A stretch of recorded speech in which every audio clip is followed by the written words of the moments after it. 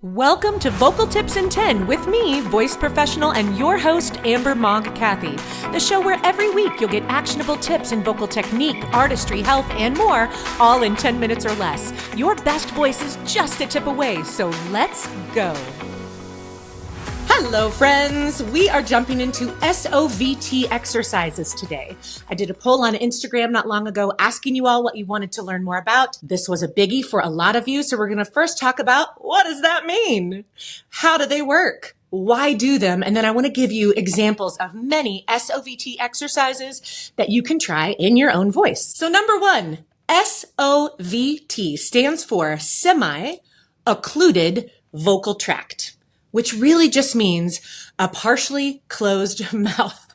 Your vocal tract is the tube that starts above your vocal folds. So your vocal folds are housed here in your larynx. Your vocal tract is truly just the tube that starts above the vocal folds. It ends at your mouth. So that is your vocal tract. If you want to semi-occlude, partially close that tract, that tube, you partially close your mouth. So that's all that means. Why do we want to do this? So we all have pressure underneath our vocal folds. That is the air from our lungs that fuels our sound. When we have a partial closure of the mouth, a semi-occluded vocal tract, that puts some resistance, some pressure on top of the vocal folds. So what that does is it helps balance the pressure out, which really helps those vocal folds set up as optimally as possible as that pressure balances. And the great thing is, once those vocal folds are set up and functioning as ideally as they can, tension that might be happening around them as they're a little wonky and the body's always trying to right the ship. So certain areas get tense, trying to help them out. As they are set up ideally, that tension can help release. So we can get tension release. We get an ideal setup for the voice, which really sets us up for singing success. And the great thing is there are so many different examples of SOVT exercises that also give you additional benefits. So I feel like try a bunch of them and do whatever feels best for you. You're going to come up with your favorites. I have mine. I'm going to share them with you.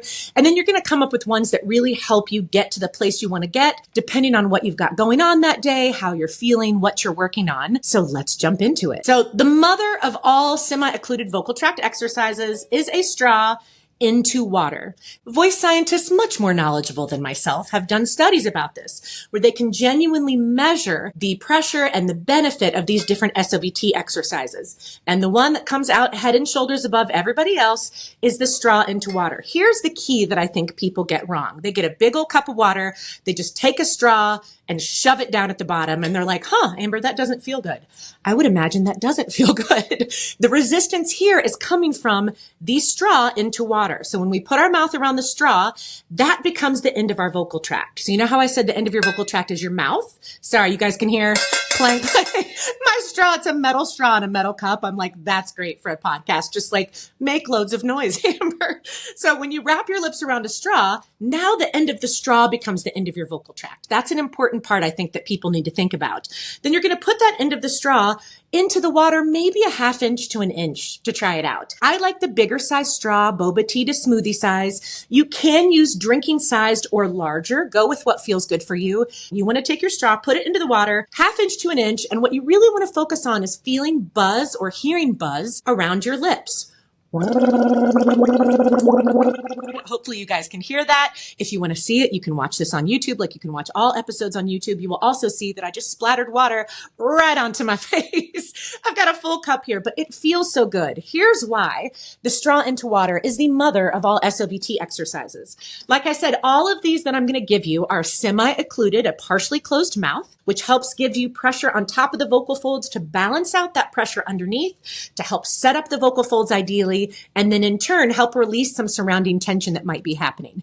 And then they all have additional benefits. The straw in the water is the only one that genuinely massages your laryngeal tissue and your vocal folds, which is a huge benefit. So especially if you are feeling tired like I am feeling today, straw in water is so great. It's also, I think, the best cool down because you've been using your voice at this high athletic level.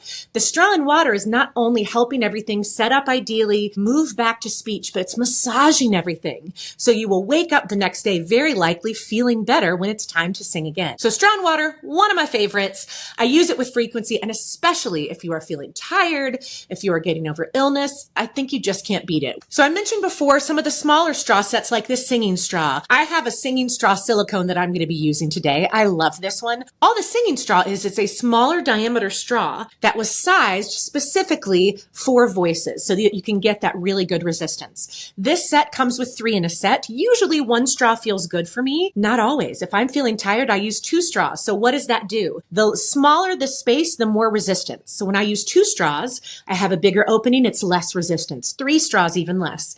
Let me point out, I work with so many type A singers who immediately heard that and thought, well, then I'm going to do 1 because 1 straw means I'm a better, stronger singer. It doesn't, you guys. It just doesn't. Everybody's body is made differently. If you are using 1 straw and it feels like you're being strangled, you are helping nothing. What it should feel like is resistance, some pressure, but that good pressure. So I can feel resistance. I don't want to feel like any other part of my body has to like get engaged. If I do, too much resistance. I also don't want to feel like I'm just blowing and there's no resistance at all. That's what happens to me if I'm using like a bigger smoothie size straw and I just sing through it into the air. I don't really feel a great benefit to that. What you can do, side note, if you've got a larger straw, you don't have a small straw, you don't have water, is take your finger and cover the end of it.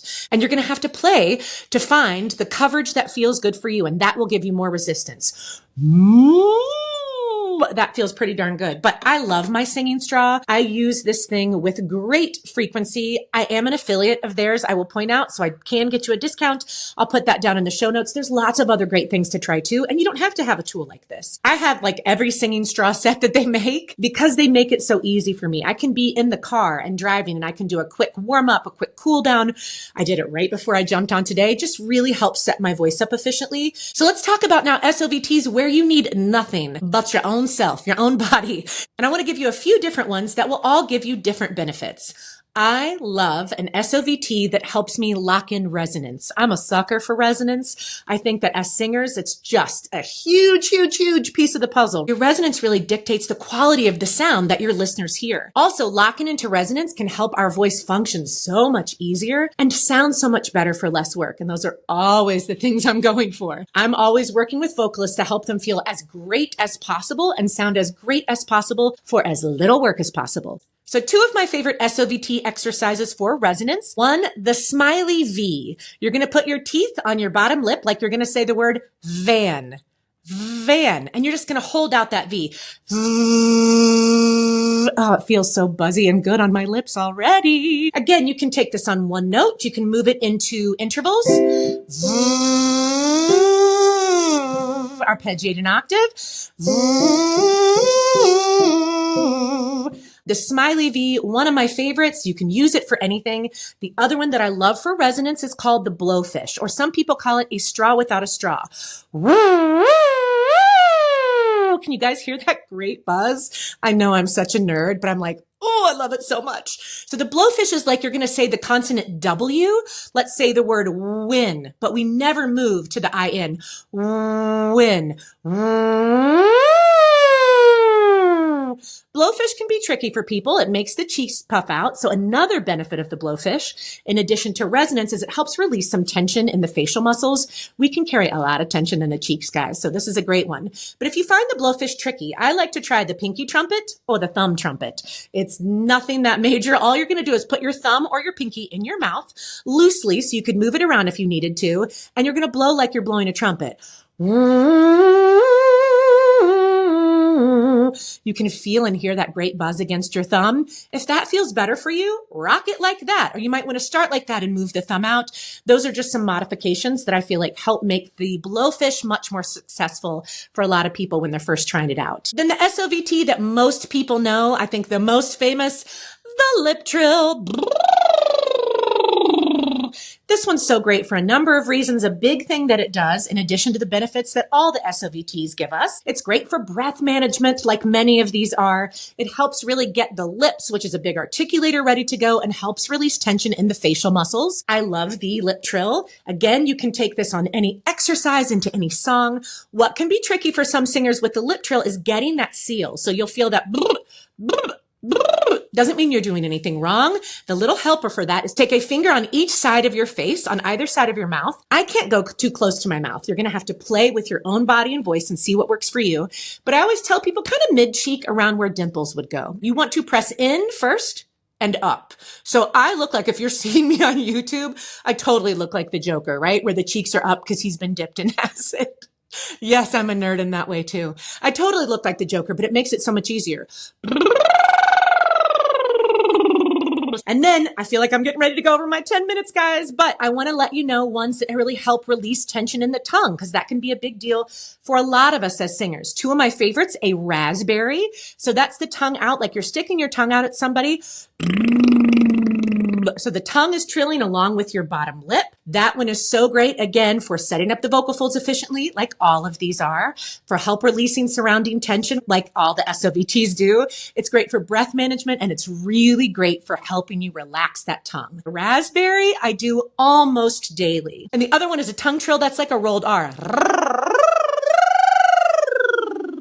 That one feels so good too. I feel like that one probably makes the most singers the most batty, because I feel like people can either roll an R or they can't.